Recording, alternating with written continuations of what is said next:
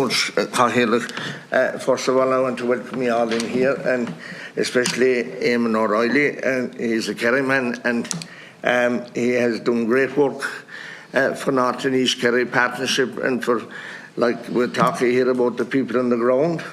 And I know you've all been working in your own areas, and we especially welcome the two young girls here. And it's great to see you here and to take part in this debate, because you are our future, and when we won't be here, you'll be here. So, and we'll be depending on it to take over. I have raised the issue up in the chamber in the last number of weeks about work-life balance, and I can see and know firsthand where that debate has taken place between many fathers and sons and daughters, of course, where they're saying they're not going to tie themselves down to the what they call the slavery that the older people went through. And as what Deputy Fitzmaurice said there's so many things changes, but that's always been the way with farming. We kind of did the work and only gave bare attention to what was happening in governments or in Europe or whatever. We did the work, and however we survived, the money aspect of it wasn't considered enough at all. And indeed, we see where some fellow won the lotto going back a good few many years ago. And they asked him, he was a farmer, see what would he do with the money? Well, he said, sure, I'll stay farming away, won't he go that way? And that was his honest answer. So, you see, and I see what the young people see is they know on their phone what's going on every minute, and the way farmers are being vilified on a daily basis by different, say, a certain section about Dáil Chamber, and that's constantly going on, and the regulations and people coming out checking farms, and you know, people are terrified when they see someone coming with white coats and books and papers for them, and you know, we're all scared of that. Like, who's he or who's she? You know? So, like, and farming is a vocation. So the young girl here said it. Farming is a vocation because people, you have to stay at it.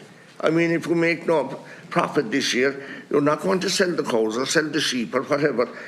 Just, you live in hope and try to stick it out for another year. And we know what have happened, Leader, and what have happened the rural development company, the local development companies, and I know as well because I was in the council at the time when they changed, and took the parties. Honestly, I don't care who I hurt. The parties took it over, and they shared what they could out of it, and we couldn't get on an LCDC or on any board now as an independent. That's the gospel truth. And look, I suppose for Eamon, how do we ensure we get more funding for Labour, and what can we do here as a committee? Yeah, look, I think it's restating. Look, thanks very much for your support, and I suppose you're on the ground as much as we are, and you do the night work like we do as well. So it's great that you have that support for us. And as I say, it's really analysing, as Philip has alluded there, the policy coming from Europe, as the deputy said earlier, and saying, how can we maximise this for the farmers, for the young farmers coming through, and for the rural dwellers. That's the best. But I suppose just another point that Doreen alluded to. Like, we will be running out of money in Kerry between ourselves, North East and West Kerry, and this South Kerry Development Partnership by next year. We're 90% committed already. That's, I suppose, because, as Doreen said earlier, Leader is under-resourced as it is. Thomas, we were talking about earlier, there's latent demand there, for it, but also it hasn't taken into account inflationary pressures either. So I suppose even now we would like to see, can we get more funding into this programme? And I think, again, the precedent is there in terms of the Exchequer increasing potentially the co-financing rate on this Leader programme through National Exchequer. So I think there's a real need for that.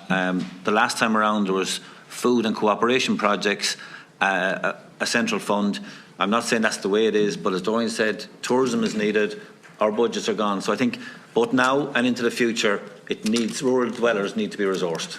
Thanks. Very good. And I suppose for these young girls here, one of the things that I don't know, do people consider enough at all is for planning, for building a new house, there's an awful cost. And then at the same time we see young couples, and I've seen back over the years, they build a new house and the parents are the older generation down the road in another house, and then they're gone and there's a house left idle. And I often wonder, and I've seen working perfectly in some instances where the young couple would build an extension onto the house where they'd have their own sitting room, their own kitchen or whatever, and maybe just one bedroom then or whatever. They needn't build as big a house, and because they have the use of the most of the house as well. And to be doing two things, the young generation would mind the older crowd, and the older crowd might babysit the youngsters. You know, like there's things like that to be considered, and we're not all bad like the old people, like you know. So, it might be something that you might want to say something about that. Yeah, no, I suppose. Look, just firstly to touch on the planning, there I can't remember exactly the year. Kind of when it came out about the once-off planning, myself and my brother both went for planning. I forked out about 10,000 regarding like plans and everything for our house. I haven't built that house. My planning has lapsed, everything, every test I had to get done, whatever. I cannot now afford to go for planning again. So to be very honest with you, Deputy, I'm looking at the option of extending our home house. Like that is an option for us. But the problem, the biggest barrier there when you look at our membership, when you come back to succession, then when the conversation isn't had about succession, people just assume, okay, I don't have a life on the farm. I don't see, that I have a future on that farm. So they go away, possibly buy a house or build a house somewhere else. But we need to incentivise that conversation to actually ensure people are doing the correct thing, because look at even the derelict houses at the moment. They're everywhere. Yeah. So,